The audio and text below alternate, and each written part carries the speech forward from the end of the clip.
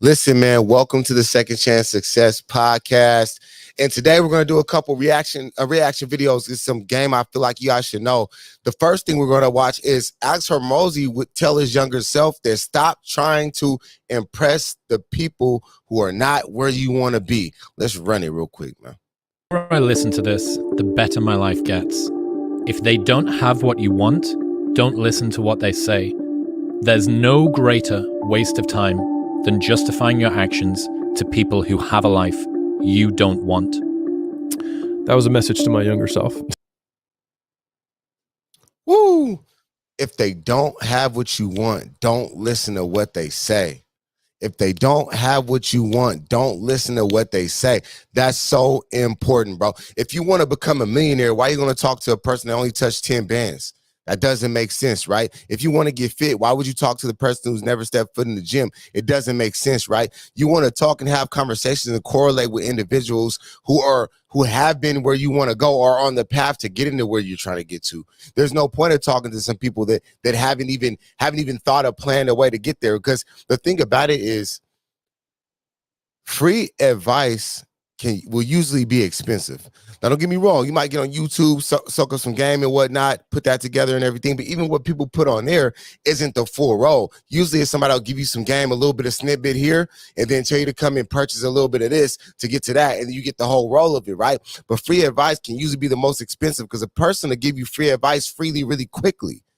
However, what you'll find out is you'll use that and it won't work the way that they say it would. Most of the time, they've never done it. In that book, I did it on one of my videos about the top, I think it was the top 5 books or something that I know about financial literacy. One thing that it said, the dude had brought diamonds or jewels to a bricklayer and asked the bricklayer to flip it for him. The dude went back and lost all his stuff.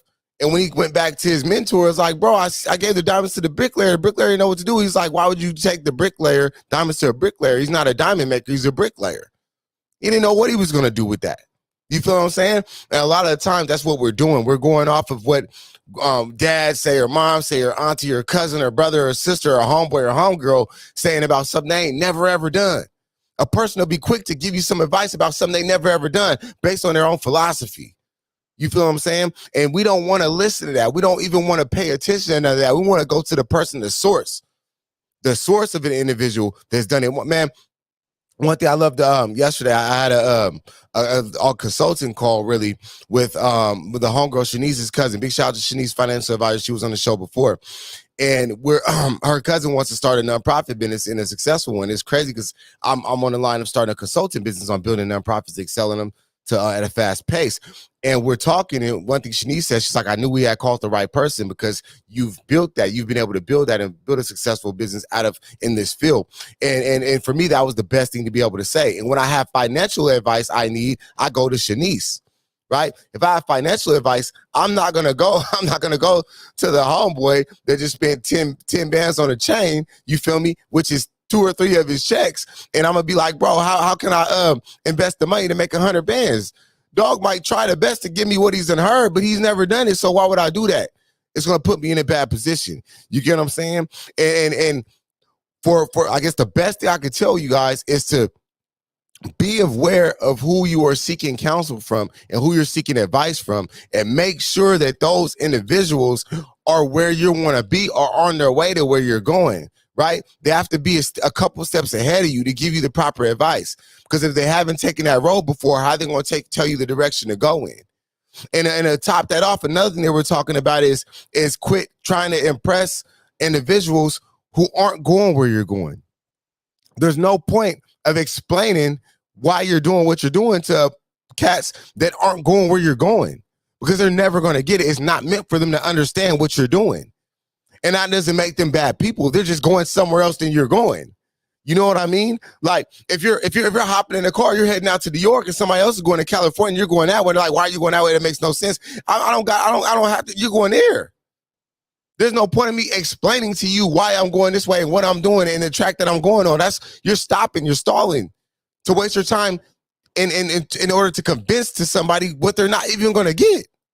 It's a waste of time. You should be stuck and focused on the direction you're trying to get to, the goal, the vision, the mission, and heading in that direction, and only stopping to make time to speak to the individuals who have been where you're going. And that can give you some mentorship. They can give you some advice. They can give you some wise counsel. That can help you in a sense time travel by skipping the bullshit mistakes they had to make to get there. Because that's the point. The whole point of talking to individuals that have gotten to where you've got to is to close that gap in time it takes you to get there. One of my big things I do is I say I want to get further, faster, longer, right? And what that means is I'm not interested in getting somewhere and occupying that space for a little bit of time. I want longevity, right? And so I want to get further in whatever field I'm in. I want to get there faster, close that gap in time, and I want to stay there for longer with longevity. And the only way I can do that is to get the right people in my circle, in my network that has been there and that can help me and help me navigate past and over these traps to where I need to get to.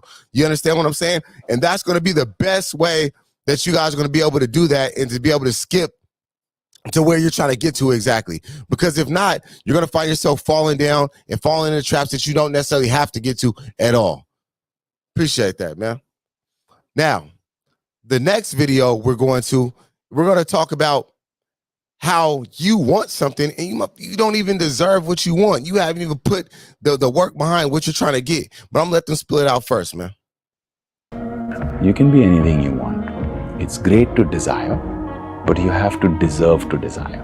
I was like, what does that mean? He said, if you know what you want, think of what will make you deserving of what you want. Start working towards it. That was enough for me. Yeah. Listen, you can want what you want to want, right? You can desire and have the passion to have whatever it is that you want to have. However, the back part of it is you have to become that individual that's deserving of what you want to have. I think I said it in the podcast when I just regenerated the last one a week ago, as I was studying this book about how you absolutely have to really become a nobody to become the somebody you want to be. You have to unlearn everything that you thought you knew and learn anew what you're trying to do, right? Deconstruct, reconstruct, and construct. You feel me? And when I'm studying this book, I'm looking at my 5-year goal, which I actually cut in half recently to 2.5 years, because I'm like, I believe I get there faster, further, for longer, right? And I'm sitting there, I'm like, okay, who's the person I need to become in order to get what I desire? What that looks like is you go back of everything you want. You want to be, say you want to be a millionaire, say you want to own property, you want to have a house, you want to be a good husband or a wife, a father, or whatever the case may be. You have to look at the back end of all those different things and say, what are the things that I need to take on to myself, the habits, the mindset, the behaviors, the network, what all do I have to take on to become that individual and the desires that I want? That's how you become deserving of those things, right? That's how you pair what you want with the person you're going to become. Because if not, what happens is you sit there with this desire. I know so many people who have these desires to be so much, right? I know individuals right now that want to have a business, right? And I'm like, okay, that's dope. I want to be a business owner. Well, why do you want to be a business owner? Because I don't have to work. Yes, you do. First of all, you got to work way more than anything. So that's a false concept, right? But if you want to be a business owner, the thing you have to do is figure out what actually you want to do in business, why you want to do it in business, and draw that stuff out and become what a business owner is. If you come in there with the mentality that if I become a business owner, I don't have to work, you're gonna lose right there. Right? You're not deserving of that desire because you're not willing to put in the extra work it's going to take to not only become a business owner, but to stay a business owner and become a successful business owner, right? I know so many people want to write books, but they're not, they have this concepts in their head of this book and the desire to write this book, but they're not willing to put in the hours and be the person they have to become that author, right? So it's okay to desire everything, and people get caught up in this manifestation thing, like, let me put my thoughts to this and affirmations on this and it's going to pop up. That's how this shit works. You can put an empty plate in front of you and pray over it all day. No food going to pop up. I'm sorry, no manna's going to fall out your ceiling. You feel what I'm saying? You're going to have to get up and eventually put some work in it behind you. You got to go put the stuff together to cook the food and put it there, or go order some food, but you got to do something different, right? And so what I want people to understand is when you're desiring these different things, make sure you're becoming the person who is deserving of those things. You understand that? Real talk. I want you guys to really, really dive deep in that and look, and here's a homework piece. I want you guys to think about what it is that you want. What's your visions? What's your goals? And I want you to think what comes with it, right? What's going to come with that vision? What's going to come with that goal? What are the things that you're going to need to add on to yourself to become that, to make yourself deserving? I want you to do that. And when you do that, I want you to write that stuff down. I want you to really write that stuff down. One of my goals, right? One of my huge goals is in the next 2 years, I want to make $35K a month. You know what I'm saying? And so I know where I'm at in respects to that goal, right? And so the way that I've seen that I'm going to be able to do it is through entrepreneurship and investing.